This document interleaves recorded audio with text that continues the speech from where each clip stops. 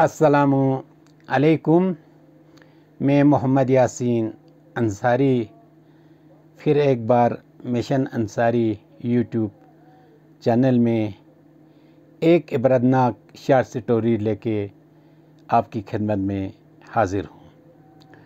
ढूंढते हो खुदा को जहाँ तुम नमाज पढ़ते हो, ढूंढते हो खुदा को जहाँ तुम नमाज पढ़ते हो। खुदा तो हर जाए मौजूद है जहाँ तुम गुनाह करते हो। खुदा तो हर जाए मौजूद है जहाँ तुम गुनाह करते हो। करप्शन के पैसों से आलीशान मकान बनाकर, करप्शन के पैसों से आलीशान मकान बनाकर बाहर माशाअल्लाह की प्लेट लगाते हो, बाहर माशाअल्लाह की प्लेट लगाते हो। अपने गिरेबान पे भी जाके देखो अंसारी, अपने गिरेबान में भी जाके देखो अंसारी। औरों को नसीहत यूँ कमाल करते हो, औरों को नसीहत यूँ कमाल करते हो। एक दफ़ा मैं अपने गाड़ी में कहीं घूमने निकला तो अचानक मेरी गाड़ी में ख़राबी आई और मैंने गाड़ी को साइड में डालकर इधर उधर देखने लगा, कहीं कोई मिल जाए तो उससे मैं अपना माजरा सुनाऊं। इधर उधर देखा तो मुझे एक आलीशान इमारत नज़र आई। मैं उस इमारत की तरह बढ़ता गया, शायद मेरा यहाँ कहीं मसाइल का हल निकले। जब मैं नज़दीक पहुँचा तो आलीशान मकान में बाहर माशाअल्लाह की प्लेट लगाई हुई थी और लोहे का बहुत बड़ा दरवाज़ा लगा हुआ था और पार्क में अच्छी किस्म की कुर्सियाँ लगी हुई थी, छतरी लगी हुई थी ताकि आराम से वहाँ मज़ा ले सके। मैंने इत्तेफाक से उस गेट में जाके रिंग बजाना शुरू किया। ऐसे में एक औरत आई और दरवाज़ा खोला तो खुशकिस्मती रही कि वो मुझे जानती थी और अदब से सलाम किया और मुझे घर में तशरीफ़ लाने के लिए कहा। मैं अंदर से काफ़ी खुश हो गया। हाँ, ये जो घर वाले हैं शायद मेरे जानने वाले। मैं अंदर गया, यूँ ही इमारत का मेन गेट खुला किया तो माशाअल्लाह इस किस्म की डिज़ाइनिंग से सजी हुई थी और कमरों में कोरियन कालीन लगा हुआ था और आलीशान मकान था।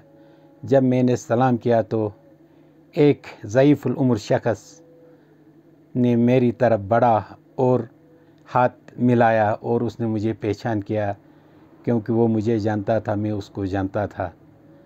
तो मैंने बड़े अदब के साथ हाजी साहब से हाथ मिलाया और बैठा। वहाँ मेरे लिए चाय तमाम का इंतज़ाम किया तो मैंने हाजी साहब की खैर आफ़ियत पूछी। मैंने कहा, हाजी साहब माशाअल्लाह आपने घर बहुत बड़ा बनाया है, तो आपको बच्चे कितने हैं, क्या है, ये सारी खैर आफ़ियत की बातें हमने कही।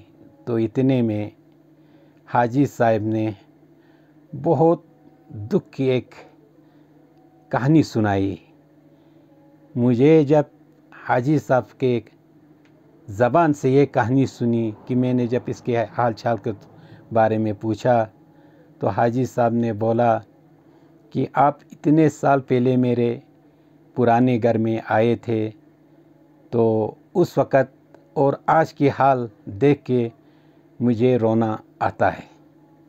ये उस हाजी के अल्फाज थे। हाजी साहब का बात भी सही था। जब मैं उसके पुराने घर पहुंचा था तो उस वक़्त फ़र्श में जो है वो चमड़े जैसे भेड़ बकरी के चमड़े बिछा के था और शानदार सा एक चूल्हा लगा कर था। अच्छी तवाम का इंतज़ाम था, अच्छा खाना था, लोकल जो है खाने का ज़्यादातर इस्तेमाल होता था। हाजी साहब बड़े आलीशान के साथ खाते पीते थे और दूसरे लोगों की मेहमान नवाजी भी करते थे। लेकिन इस आलीशान बिल्डिंग में हाजी साहब को चैन नहीं था। तो मैंने उसकी असलियत जानना चाहे तो हाजी साहब ने कहा, मुंशी यासीन, जब आप मेरे पुराने घर में आया था तो मैं इतना खुश था। आज इतनी आलीशान इमारत के अंदर हूँ, मैं इसमें खुश नहीं हूँ। तो मैंने इसकी असलियत जानने की कोशिश की तो उसने कहा, अभी माशाल्लाह मेरे बच्चे जो है सरकारी नौकरी करते हैं, तो इन्होंने काफ़ी पैसा जमा किया। मैंने भी अपनी ज़िंदगी में कोई ख़ास कपड़ा नहीं पहना, मैंने कोई ख़ास किसी होटल में खाना शाना नहीं किया। मैंने अपनी मुख्तसर सी ज़िंदगी में काफ़ी पैसे जमा करके बचाया। आज इन बच्चों के मुंतकिल किया मैंने अपनी सारी जायदाद को। तो बच्चों ने सारे पैसा इसी इमारत में डाल के ये आलीशान मकान बनाया। लेकिन अभी मेरे इन बच्चों की शादी हुई है तो इनकी जो बीवियां हैं वो यहाँ बिल्कुल इसको सफाई करके रखती है। यहाँ तक कि यहाँ चूल्हा तक लगाना नहीं देता है। कहता है, पापा अगर हम चूल्हा लगाएंगे तो हमारा ये आलीशान मकान जो है वो काला हो जाएगा। वो बाहर कहीं जाके वहाँ चूल्हा लगा के रोटियाँ वहाँ पकाती है। और ये लोग जो है अभी मुझे यहाँ ठीक ढंग से कोई बुखारी लगाकर गर्म करने की मेरे लिए ये जो है राहत मैसर नहीं है। कहते हैं यहाँ धुआं हो जाएगा, कमरा ख़राब हो जाएगा। तो मैं जब बाथरूम जाता हूँ तो यहाँ बाथरूम में इस किस्म की टाइल बिछा कर है कि मैं वहाँ टिक नहीं पाता हूँ। एक दफ़ा गलती से मैं गिर गया और टाइल भी टूट गया और एक शीशा जो बाथरूम का टूटा। बाद में बहू ने मुझे काफ़ी डांट पाट की, आपको यहाँ के बजाय बाहर जाके लोकल लेटरिन में जाना चाहिए, ये नुकसान किया आपने, वो नुकसान किया। मुझे बहुत दर्द महसूस हुआ, लेकिन करता भी क्या, अब मैं उम्र की आखिरी पड़ाव में हूँ। सिर्फ मैं इबादत इलाही में अपना ये वक़्त गुजारने की कोशिश करता हूँ। लेकिन इसके लिए भी मुझे वज़ू करना के लिए भी बहुत काफ़ी मुझे तकलीफ़ का सामना करना पड़ता है। लेकिन ये सब जो है देखकर मुझे रोना आता है। आलीशान मकान है, दुनिया के मेहमान आते हैं, यहाँ तारीफ़ें करते हैं, लेकिन मेरे दिल को तो सुकून नहीं है। ये बड़ी इमारत मेरे लिए खुशी जो है नहीं दे सकी। जो पहले मेरा एक छोटा सा घर खुशी देता था, अब मैं उम्र के आखिरी पड़ाव में हूँ। मैंने इतनी सारे पैसा लगाकर ये मकान बनाया, लेकिन इस मकान में अभी हम लोग खुश नहीं। ये मुख्तसर ज़िंदगी है, मैं ज़्यादातर और कितना ज़िंदा रह सकूं। अगर अल्लाह ने चाहा तो एक साल हो या कल भी मौत आ सकती है, परसों भी आ सकती है।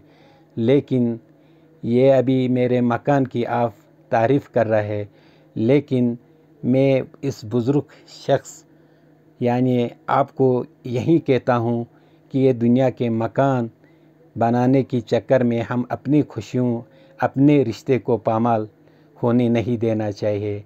अपना अगर मुख्तसर बनाना चाहिए और मुख्तसर ज़िंदगी करना चाहिए, क्योंकि इस ज़िंदगी में हमें जो है यहाँ डेरा लगाकर हमेशा बैठना नहीं है। तो हमारे जो दौर के उम्र के लोग थे वो 130, 40, 50 साल की ज़िंदगी गुज़र बसर करते थे और आलीशान से अपना लोकल खाते थे, पीते थे। आज के इस दौर के बच्चे सिर्फ़ हाथ में मोबाइल है, हर कोई मोबाइल में मसरूफ़ है। न इनको दिन के में जो है खुशी है, न रात को चैन से नींद है। हर कोई जो है इसी में लगे हैं और इनका खाना भी जो है कोई ख़ास नहीं है। लेकिन इंसान की मौत है, आजकल ऐसे हादिसाती मौत होते हैं, एक्सीडेंट होते हैं, जवानी में जो है इंसान की मौत वाक़ा होती है। क्योंकि इस मुख्तसर दुनिया में ये मेरी जो मैंने आपको बातें बताया, उस शख्स ने मुझे कहा कि आप अपने हिसाब से आजकल के इसके सोशल यानी डिजिटल दौर में दूसरे लोगों तक भी पहुँचाओ कि आलीशान मकान इंसान को कुछ नहीं देता है। इंसान की ज़िंदगी जो है हमारे अइम्मा ने, हमारे इमामों ने मुख्तसर ज़िंदगी करके इस दुनिया से चले गए हैं। हक़ हलाल की रोटी कमाया है और इबादत इलाही में गुजारा है। लेकिन आजकल के लोग ऐसे हाई फाई बिल्डिंग बनाने के चक्कर में, ऐसे आलीशान गाड़ी लाने के चक्कर में, कोई लोन लेता है टेंशन में है, कोई करप्शन करता है, कोई रिश्वत से लाता है, हाथ पैर मार के कंपटीशन करता है कि मैं इससे आलीशान बिल्डिंग बना के ज़िंदगी गुजारूं, मैं इससे आलीशान गाड़ी लाऊं। लेकिन ये सारी चीज़ें लाने के बावजूद भी इनके जहन को जो है सुकून नहीं मिलता है और इनको रात को नींद नसीब नहीं होता है। इसलिए मेरी ये नसीहत लोगों तक पहुँचाओ कि इंसान जो है मुख्तसर और हमने जो अल्लाह ताला ने दिया है, जितना भी दिया है उसी को शुक्र करके खाए और उसी में अच्छी तरह से ज़िंदगी गुजारने की कोशिश करे। वस्सलामु अलैकुम।